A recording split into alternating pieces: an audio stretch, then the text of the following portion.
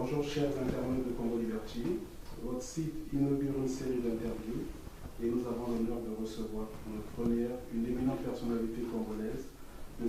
Jean-Luc Malika. Monsieur Jean-Luc Malika, bonjour. Bonjour monsieur le journaliste. Pour commencer, on vous pose la question de savoir comment vous allez déjà. D'abord, je voudrais vous remercier de m'avoir invité.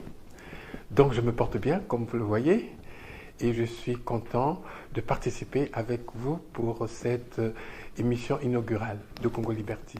Vous avez été entre 1989 et 1991 directeur général des impôts.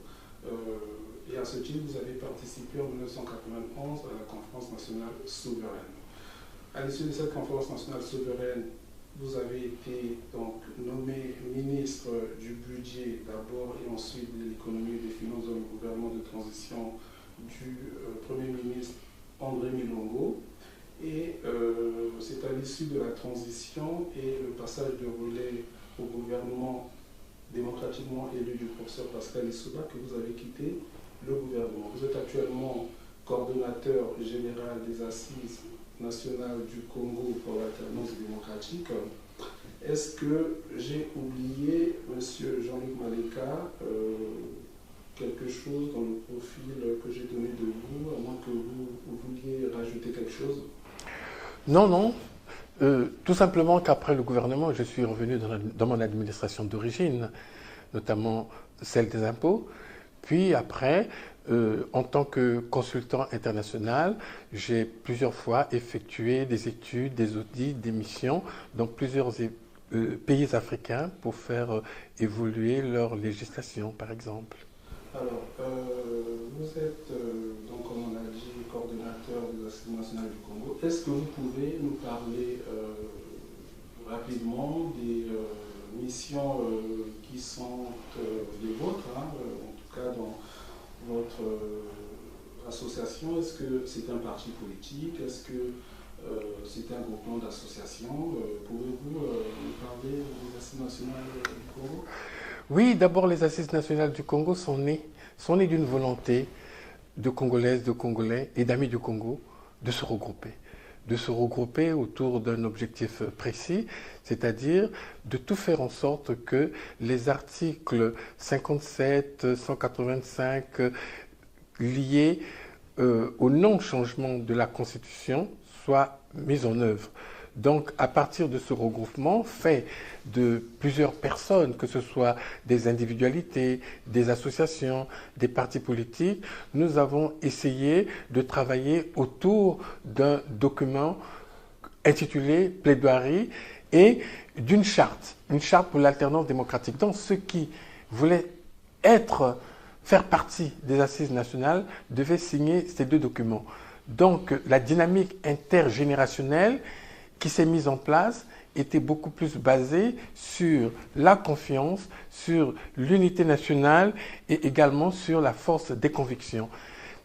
La fin des assises, les premières assises, dis-je, se sont terminées le 10 juin 2014, exprès parce que c'était le jour anniversaire de la conférence nationale souveraine, dite Journée de la Concorde nationale.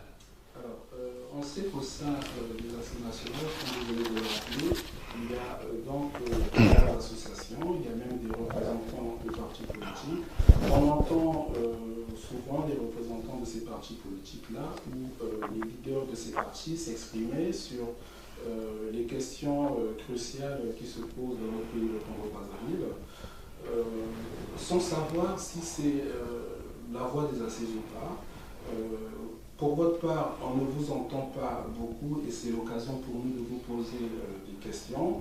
Alors, on voudrait clarifier une chose. Est-ce qu'aujourd'hui, vous vous exprimez en tant que coordonnateur général des Assises nationales du Congo ou tout simplement en tant que citoyen congolais, c'est-à-dire M. Jean-Luc Malika? Bien, ce sont les deux. Je m'exprime en tant que citoyen et je m'exprime également en tant que coordonnateur des Assises nationales du Congo. Donc, en tant que citoyen, je vais donner peut-être certains avis dont nous n'avons pas parlé lors des assises. Mais il y a également des points importants que nous avons discutés au sein des assises nationales et je me ferai l'interprète de ces différents points qui ont été évoqués tout en les précisant. Donc, si nous comprenons bien, chers internautes, M. Jean-Luc Malika s'exprime aujourd'hui en tant que Jean-Luc Maleka et non en tant que coordonnateur général des Assises nationales du Congo, bien qu'il ait rappelé qu'il épouse toutes les conclusions qui ont été prises ou qui sont prises au sein de cette organisation. Donc, comme vous venez de le dire, les Assises nationales du Congo ont trouvé leur fondement d'abord dans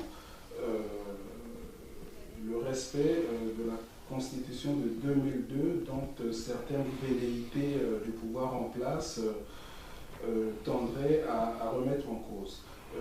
C'est pour dire tout simplement que le débat constitutionnel au Congo aujourd'hui est très vif. On aimerait savoir quelle est la position de M. Jean-Luc Maleka par rapport au débat sur la Constitution de 2002 actuellement. Êtes-vous pour ou contre le changement de la Constitution? Mais comme je vous l'ai dit, la Constitution de 2002, comme celle d'ailleurs de 1992, a prévu l'alternance démocratique.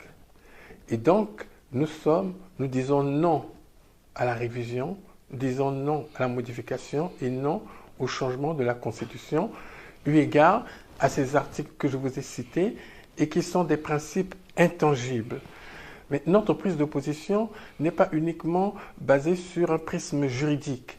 Il se base également sur face aux défis auxquels le Congo est confronté. Nous avons de nombreux défis devant nous à relever, défis de chômage chronique des jeunes que nous connaissons, l'éducation, la santé, la défaillance énergétique, la bonne gouvernance. Donc, par rapport à ce qui se passe et à ce qui se vit, il est bon qu'il y ait une alternance démocratique pour voir à peu près ce qui peut arriver.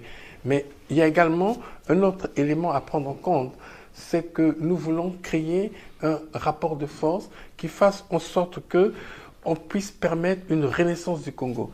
Une renaissance du Congo afin que les institutions fortes, notamment la mise en place d'un état de droit et de droits humains, qui puissent faire en sorte que le mieux vivre ensemble soit garanti. Vous êtes donc, M. Jean-Luc Maleka, opposé à la modification de la Constitution de 2002. Ça veut dire que M. Denis Sassou Nguesso devra quitter le pouvoir à l'issue de son mandat qui, normalement, se termine le 12 août 2016. Ça veut dire que vous êtes pour des élections en 2016. Est-ce qu'aujourd'hui, vous pensez que les conditions d'une organisation d'élection, d'une élection présidentielle transparente et libre sont réunies? Pouvez-vous nous donner votre point de vue à ce sujet? Bien, je pense sincèrement que les conditions d'organisation d'une élection présidentielle ne sont pas réunies. Elles ne sont pas réunies et, curieusement, nous avons l'impression que l'histoire se répète.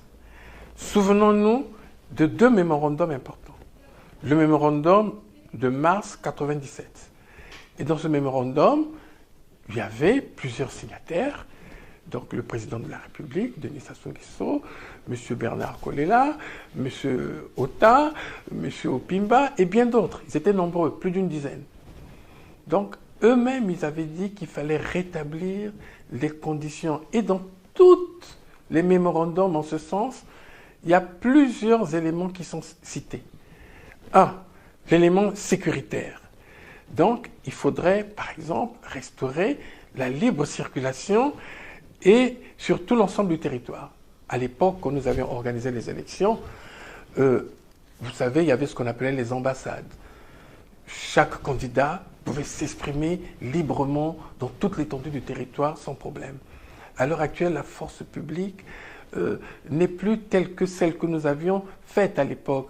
Aujourd'hui, elle est basée sur, elle s'est ethnicisée et il y a eu la guerre, le ramassage des armes de guerre ne s'est pas opéré et il y a plusieurs autres éléments qui étaient également comprises dans ce mémorandum, la mise en place d'une commission électorale indépendante.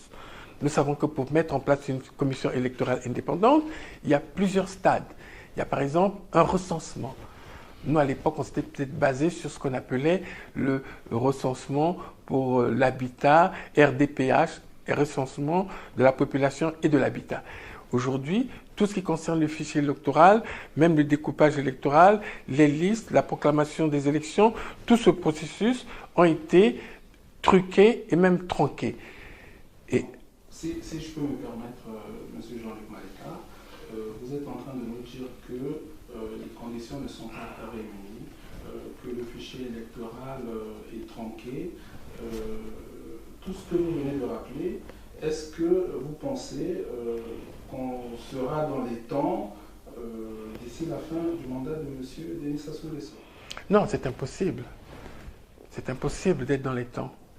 Par exemple, s'il faut faire un véritable recensement, s'il faut opérer, comme je vous l'ai dit, une force publique qui est là pour sécuriser le peuple et non pour sécuriser le pouvoir, que nous ayons également des moyens de communication efficaces et de l'accès aux médias d'État. Et surtout, je dirais deux autres choses aujourd'hui. Aujourd'hui, nous sommes englués dans un phénomène nouveau qu'est la corruption. Et avec cette corruption, on peut acheter les consciences. Et aujourd'hui, si on ne met pas en place une vision nouvelle avec une éthique et qui permette à ce que tous les candidats soient au même niveau pour concourir, alors il sera difficile de faire les élections en 2016, à la date prévue.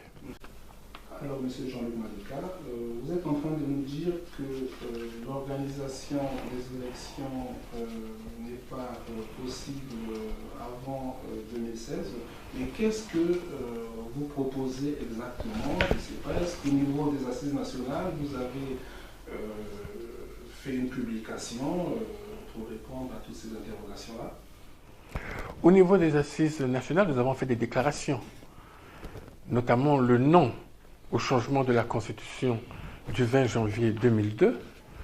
Nous avons dit également que nous ne sommes pas d'accord avec le système électoral en vigueur, qui devrait normalement impliquer un recensement correct. Nous n'acceptons pas le recensement administratif de 2013 qui a été fait et nous souhaitons un fichier électoral répondant aux normes internationales de transparence. Nous sommes également contre la mise en place d'une commission électorale indépendante qui n'a pas été accréditée par la communauté internationale et également par toutes les parties prenantes à cette commission électorale, notamment les partis politiques, la société civile, et la mise en place, comme je l'ai dit tout à l'heure, d'un dispositif viable de sécurité. Alors, nous sommes contre toute forme de dialogue organisé par le pouvoir actuel. Parce que nous savons que ce forme de dialogue, on a eu l'habitude de cela. C'est plutôt un monologue. Nous pensons, par contre, que nous ne refusons pas qu'il y ait, en cas de nécessité, des pourparlers sous l'égide de la communauté internationale, des pourparlers en vue de l'organisation d'un processus électoral juste, équitable, de façon à rétablir l'état de droit dans notre pays. Monsieur Jean-Luc Maleka, on a bien compris que vous êtes opposé à la modification de la Constitution. Vous pensez que d'ici à la fin du mandat de M. Sassou Nguesso, que les conditions d'organisation d'une élection présidentielle transparente ne seront pas remplies. Pendant ce temps, vous avez des personnalités politiques qui, elles, veulent aller aux élections en 2016. Que pourrait-il arriver à notre pays si ces élections sont organisées en 2016? Plusieurs cas et plusieurs scénarios sont envisageables pour demain, le demain immédiat. Et je n'envisagerai que trois. Si le pouvoir tente une épreuve de force afin de se maintenir dans des conditions actuelles, cela ne saurait lui profiter tant les pressions intérieures et extérieures risquent de se retourner contre lui. Si le président actuel applique les dispositions de la Constitution telles qu'elles sont stipulées et que les élections se fassent dans la configuration des listes électorales actuelles, nous serons confrontés à l'échéance 2016. Nous risquons d'être confrontés à nos vieux démons, à la violence liée au chaos des ambitions. Cela nous est déjà arrivé par le passé. Je crois qu'il y a une troisième voie qui devrait s'imposer. Une troisième voie, celle dont je voudrais être porteur, notamment une transition apaisée, qui aurait pour but de restaurer l'autorité de l'État en stoppant l'hémorragie financière organisée par quelques-uns à leur profit et enfin de redonner au pays des institutions viables, fortes, qui préviendraient que, à l'avenir, des nombreuses dérives que nous avons constituées, que nous constatons, ne se reproduisent pas. Cela permettrait également au Congo de se remettre de ce douloureux passé que nous avons et faire en sorte que le pays soit remis sur de bons rails et que la démocratie et le progrès puissent prévaloir dans le cadre d'une alternance, et non pas seulement une alternance, mais une véritable alternative. Alors, vous êtes en train de nous parler, si j'ai bien compris, d'une transition dont vous êtes le porte-voix aujourd'hui. Vous avez été, dans une vie antérieure, ministre d'un gouvernement de transition. Pensez-vous qu'une transition aujourd'hui au Congo serait acceptée?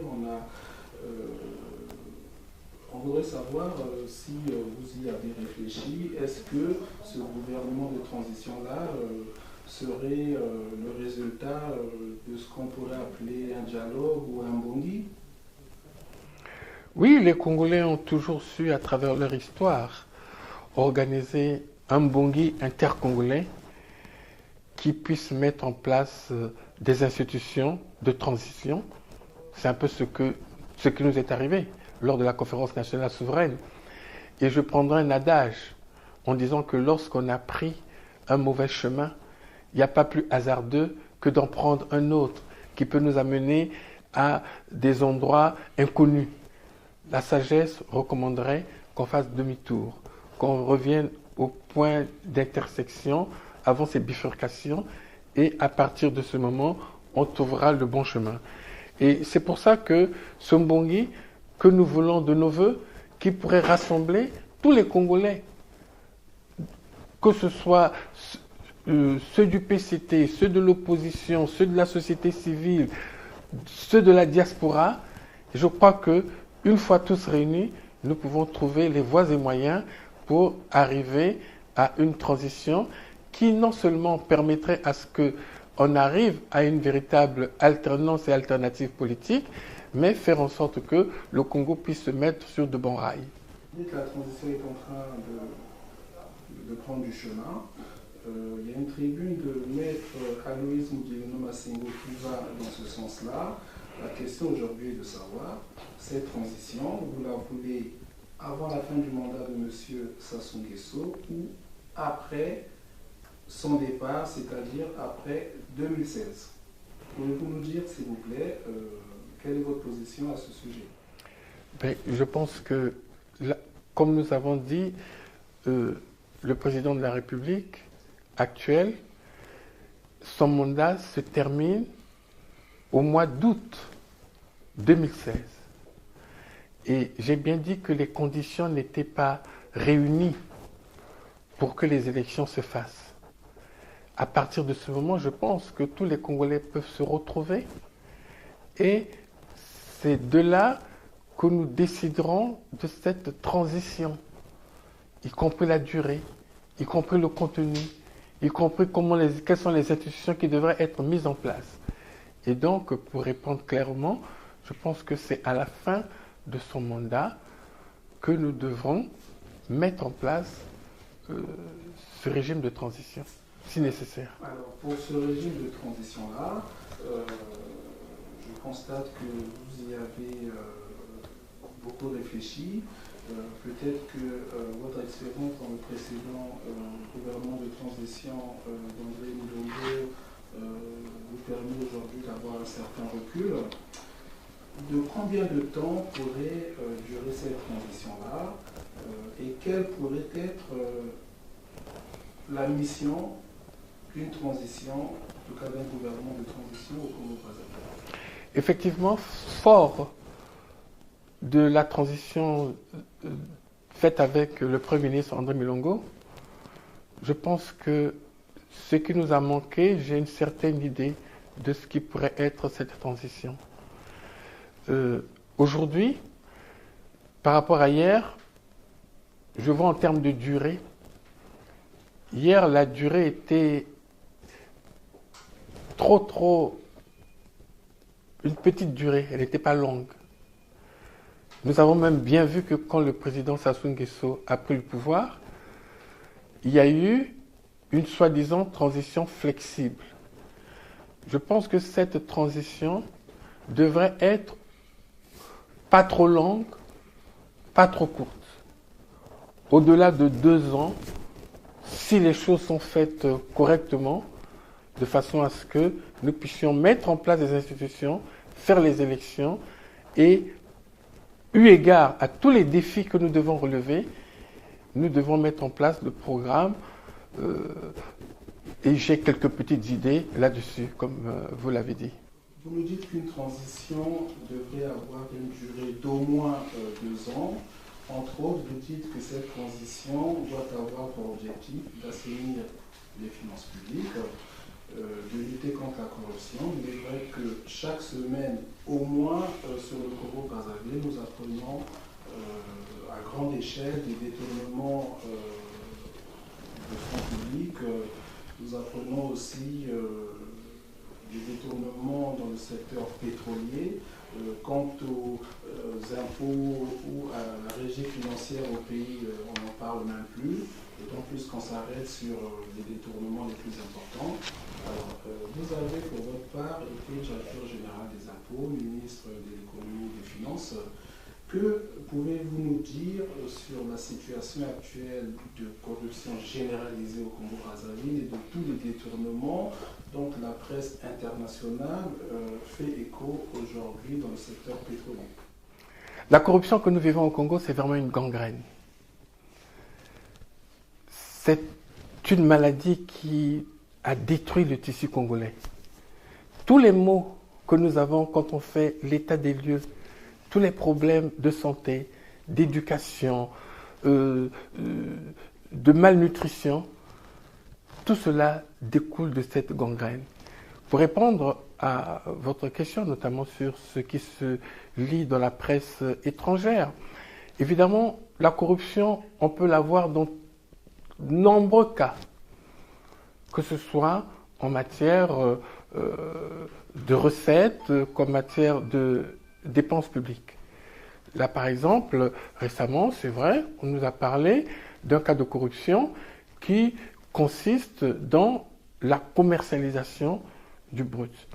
Il faut savoir que aujourd'hui, on n'a pas toujours la possibilité de déterminer les cargaisons, mais dans tous les audits qui peuvent être faits et avec un travail que dans notre jargon nous appelons le recoupement, on peut toujours déterminer à peu près quels sont les montants disponibles pour le budget. Si je prends un exemple, durant l'année 2011, notre pays, d'après les statistiques officielles qui sont publiées, nous avons produit quelques 15 millions de tonnes, ce qui fait à peu près 109 millions de barils. Et à cette période, on avait un cours de dollar à peu près, le prix du baril était à une moyenne de $111 le baril, et avec un taux de change de 4,72. Nous avons des modèles qui permettent de nous déterminer la quote-part de l'État. Et à partir de cela, nous savons très bien que nous pouvions produire à peu près 3 000 milliards de francs CFA. Mais quand on voit à peu près ce qui est inscrit en termes uniquement dans les comptes du Trésor public, en matière d'encaissement, nous avons sans doute un montant de plus de 2000 milliards. Et il faudrait faire ce recoupement avec les différentes, comment dirais-je, avec les différents commercialisations qui se font à travers les cargaisons, par exemple. Et c'est là où vous pouvez déterminer une forme d'évaporation qui peut se faire à travers des variables telles que le prix et à travers des écarts avec le taux de change. Bon, il y a pas mal de choses qui peuvent se faire, que ce soit les dépenses et même à travers les administrations financières, mais c'est une gangrène qui a gagné tout le tissu social. Le Madé Souabana dont nous parlons, la bière dont nous parlons, c'est tout ça aussi qui font que c'est ce grand mal qu'il faut éradiquer dans notre pays. Alors, Monsieur Malika, comme vous l'aviez rappelé au début de cette interview, vous êtes un cadre de l'administration fiscale. La corruption est généralisée aujourd'hui, vous devez le rappeler. Aujourd'hui, j'ai envie de dire, le secteur qui est le vôtre, c'est-à-dire vos anciens collègues des impôts, on apprend tous les jours que des fonctionnaires des impôts construisent des maisons ici et là, ceux des douanes n'en parlons pas. La corruption est aujourd'hui bien installée au niveau du sommet de l'État. Mais qu'est-ce que vous pourrez faire? Est-ce que c'est pas aller au casse-pipe? Comment pourrez-vous ramener des gens qui sont habitués à phagocyter les finances publiques depuis plusieurs années qui ont pris goût? Comment allez-vous faire? Non, je crois qu'il y a les instruments juridiques de la loi. Il faut utiliser le pouvoir coercitif de la justice. Il faut également utiliser les dispositions fiscales. Par exemple, nous avons des taxations par rapport à ce que vous dites sur les signes qu'on appelle ostentatoires ou ostensibles et notoires. À partir de là, on peut demander la déclaration des patrimoines. Et il faut essayer de faire un rapprochement entre les patrimoines et les revenus. Ici, il y a des écarts discordants, il est évident qu'il y a les possibilités de saisie qui peuvent être faites. Nous avons des instruments à notre disposition, tels que certaines conventions fiscales avec l'étranger. Et je peux dire que aujourd'hui, il est possible de faire en sorte qu'il y ait une transparence et même une traçabilité. Si l'on décide, entre autres, de bien vérifier le circuit des dépenses et le circuit des recettes, on verra d'où viennent ces évaporations. Nous pouvons également mettre en place, par exemple, un système d'interconnexion entre les différentes régies pour voir si, par rapport à l'assiette qu'on pouvait obtenir, c'est-à-dire que nous savons que, par exemple, en matière de recettes provenant des ressources naturelles, nous savons qu'on peut avoir, comme je vous l'ai dit tout à l'heure, en matière de production de barils ou de mètres cubes de bois, on peut savoir que ça peut nous donner tant de ressources. Et pourquoi il y a cette différence? Et ce sont des instruments qui peuvent être mis en place, qui n'existent pas, hélas. Monsieur Malika, comme vous venez de le dire, vous avez probablement des chiffres sur l'élaboration fiscale et le détournement qui se font sur nos principales richesses, donc le pétrole. Nous allons nous arrêter sur le pétrole parce que c'est le secteur qui représente pratiquement 90% des recettes de l'État. Aujourd'hui, la redistribution de la richesse nationale est en panne et au profit de la famille régnante au Congo-Brazzaville.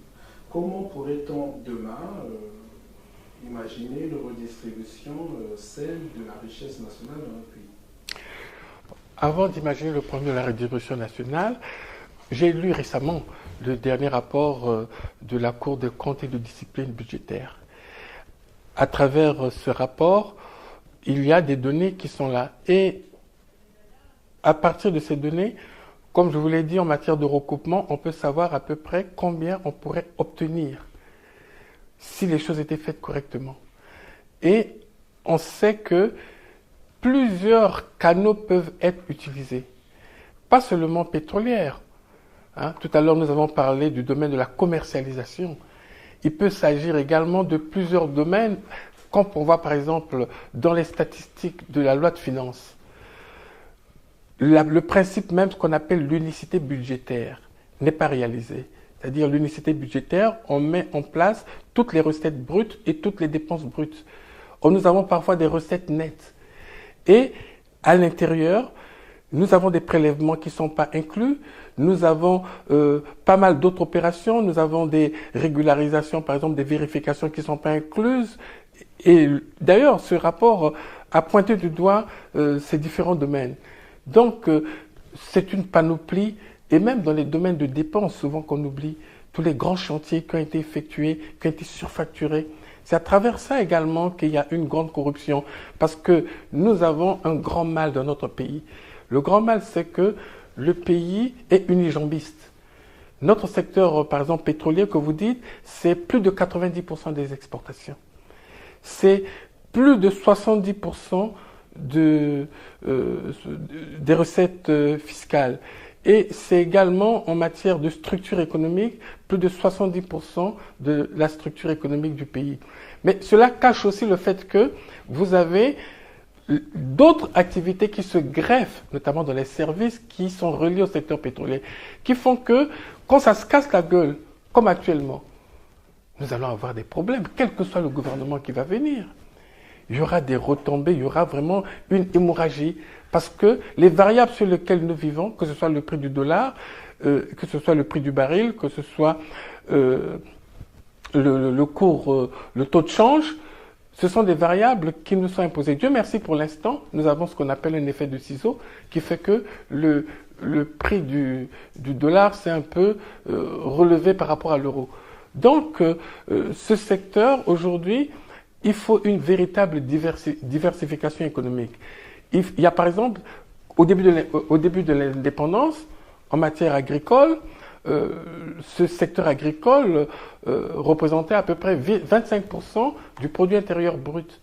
Et nous avions des régions agricoles, par exemple la région du Niari, c'est une région, un grenier pour l'économie congolaise. Nous avions d'autres régions également. Aujourd'hui, notre pays, du point de vue agriculture, recèle de véritables atouts. Et un pays également à cheval sur l'équateur, nous pouvons avoir des différentes productions toute l'année.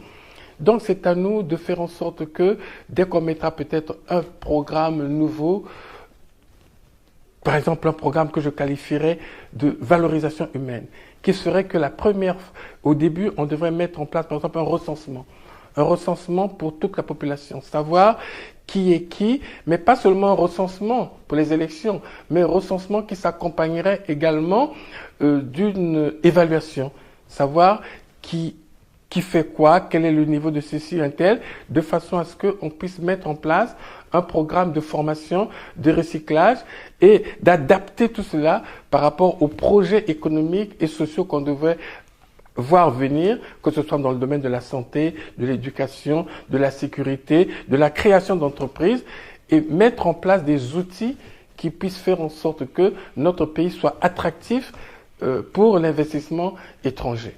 Il faut savoir que notre pays recèle de potentialités dans toute l'étendue du territoire. Prenons le cas de deux départements de l'extrême nord, la Sangha et la Likwala. La Sangha, depuis longtemps, a été un grand producteur de cacao. Et nous savons qu'un pays comme la Côte d'Ivoire s'est développé grâce au cacao. Et quand on connaît la qualité du cacao congolais, celle qui est produite dans la Sangha et dans la Likwala, aujourd'hui il y a une demande mondiale exponentielle pour ces produits, nous pourrons nous lancer là-dedans. Et ça enrichirait notre débat actuel, c'est de créer la richesse. Il y a une chose qu'il faut aussi remarquer en matière de production forestière. La Sangha et la Likwala produisent les 4/5 de la production du bois. Aujourd'hui, nous avons une production de 2 500 000 m3 et tout ce bois est exporté via le Cameroun. Donc, il est important que nous puissions reconquérir notre position de transit. Si cette position de transit, à travers le dragage de nos fleuves, à travers nos routes, était bien faite, avec un bon port que nous avons à Pointe-Noire, immédiatement, ça donnerait du travail à tout le monde. Dans d'autres régions, par exemple comme Pointe-Noire, voilà une grande région qui rapporte le plus à l'État congolais. Et il y a une grande pollution dans ces zones-là. Pourquoi ne pas réfléchir même en matière de décentralisation qu'il y ait une rétrocession sur certaines ressources naturelles dans certaines zones productrices, que ce soit du pétrole, que ce soit du bois ou autre. Vous avez des régions comme celle du Poul. Les gens ignorent peut-être aujourd'hui que le Poul, avant, dans le Poul, on produisait du riz. Et ce riz était consommé par des Congolais. Que dans d'autres régions, on exportait de la banane. Donc le Congo doit reconquérir aujourd'hui tout ce qu'il a abandonné. Il n'y a pas que la fonction publique, il n'y a pas que la politique. Il y a beaucoup d'autres activités qui puissent faire en sorte que les Congolais puissent mieux vivre. Et je suis sûr que si nous prenons exemple sur certains pays, comme par exemple Singapour, où il y avait également pas mal de difficultés comme nous, aujourd'hui, Singapour, dans le doing business, est devenu le premier pays le plus attractif au monde. Ils sont passés sur le port, c'est un tout petit pays de rien du tout. Et nous avons des atouts pour faire en sorte que le Congo s'en aille.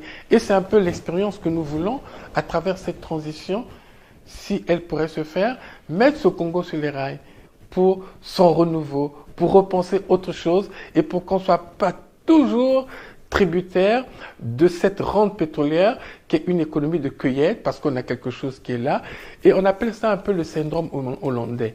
Imaginez-vous que notre pays, l'année dernière, a importé pour plus de 160 milliards d'aliments. Donc la viande, les œufs, tout vient d'ailleurs. Alors que nous avons toutes les possibilités, les capacités d'avoir du poisson, des légumes, des primeurs, de la viande. Alors, Monsieur Jean-Luc Maleka, on voit que vous avez beaucoup réfléchi sur les problèmes du Congo, vous faites des propositions. Est-ce que vous serez candidat d'un éventuel gouvernement de transition? Apparemment, on voit qu'il y a beaucoup de Congolais qui sont en train de se mobiliser derrière vous avec les assises, mais plusieurs associations et partis politiques se rapprochent de vous. Accepteriez-vous de mener une transition? Bon, d'abord, il faudra que l'idée de la transition puisse avancer dans l'esprit de la plupart de nos compatriotes. Comme vous le savez, j'ai eu l'honneur de participer à un gouvernement de transition, mais comme vous le savez également, pour participer à un gouvernement de transition tel que ce fut le cas, on est passé par les élections.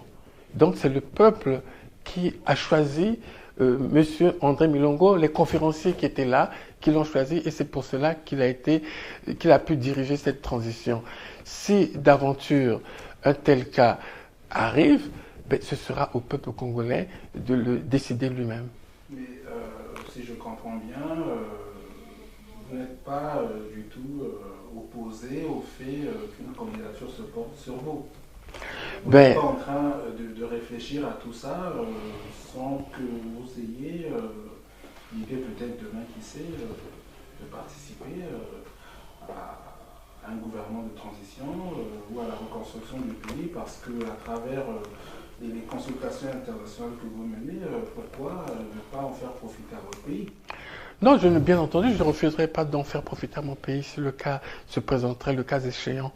Il est tout à fait normal que chacun puisse apporter le peu qu'il puisse apporter dans ce pays. Mais comme je voulais peut-être pas totalement souligner, je crois que pour demain, ce qu'il faut, c'est mettre l'éthique dans le travail, dans les mœurs congolaises. Parce que l'éthique, il faut le savoir, ça doit être d'abord intégré dans l'esprit, dans les cœurs, mettre en avant des valeurs. Et ça, c'est ce que nous devons transmettre aux générations qui se suivent et qui vont se succéder. Dès lors que cette éthique est incluse en nous et que ça se réalise, ça se concrétise à travers les actes, c'est ça qui permettra de faire échec à toute forme de dictature que nous connaissons et qui pourra être le levain d'une véritable démocratie. Monsieur Maleka, vous ne vous exprimez pas beaucoup dans les médias, pourtant on sait que vous faites beaucoup de lobbying, on vous a vu dernièrement aux États-Unis, on sait aussi que vous étiez au Parlement européen, que vous avez aussi mené une mission en Russie et dans plusieurs pays européens. Oui, ben, c'est vrai. Il y a des proverbes exprès qui disent parfois que le silence est d'or, la parole d'argent. Bon, c'est vrai que l'on m'a pas beaucoup vu dans les médias, je ne passe pas souvent. C'est souvent le reproche également qu'on me fait. Je répondrai également en parlant comme Mirabeau. Le silence des peuples est la leçon des rois. Monsieur Jean-Luc Malika, on voit que vous réfléchissez sur le devenir de notre pays. Néanmoins, il y a des voix qui se font entendre pour dire que vous êtes loin du Congo, pour le moment en tout cas. Quand comptez-vous repartir au Congo? Est-ce que vous êtes en exil? Qu'est-ce qui fait qu'aujourd'hui vous n'êtes pas au Congo? Et pouvez-vous nous dire quelles sont vos relations avec l'opposition congolaise dite intérieure? Oui, non, je ne suis pas en exil, je ne suis pas exilé. Je suis ici parce que actuellement, étant retraité, je fais, comme je vous l'ai dit tout à l'heure, de la consultation internationale. Et c'est pour ça que je sous-traite beaucoup de travaux et je suis en contact étroit avec bon nombre de mes compatriotes et je me rends de temps en temps au Congo, mais je sais que d'ici peu, je rentrerai au Congo et le moment venu, je vous préviendrai. Monsieur Malika, nous arrivons au terme de notre interview. Est-ce que vous avez un dernier mot? Oui, mon dernier mot, je voudrais un peu parler des pères fondateurs du Congo.